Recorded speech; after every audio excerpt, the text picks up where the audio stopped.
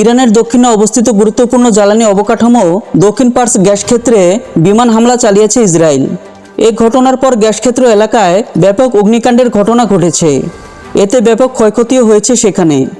ইরানের সংবাদ সংস্থা মোহর নিউজ ও অন্যান্য স্থানীয় গণমাধ্যমের বরাতে এ তথ্য নিশ্চিত করেছে আল জাজিরা। মোহর নিউজের প্রতিবেদনে বলা হয়েছে, ইরানের বুশেহর প্রদেশে অবস্থিত এই গ্যাস ক্ষেত্রের অবকাঠামো লক্ষ্য করে বোমাবর্ষণের পর সেখানে ভয়াবহ আগুন ছড়িয়ে পড়ে। আগুনে ব্যাপক ক্ষয়ক্ষতির আশঙ্কা করা হচ্ছে। গ্যাস ক্ষেত্রের এই হামলায় এখন পর্যন্ত হতাহতের কোনো খবর পাওয়া যায়নি।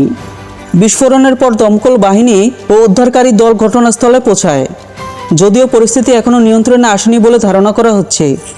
এই হামলার মাধ্যমে ইসরায়েল ও ইরানের চলমান উত্তেজনা নতুন মাত্রায় পৌঁছেছে বলে মনে করছেন বিশ্লেষকরা।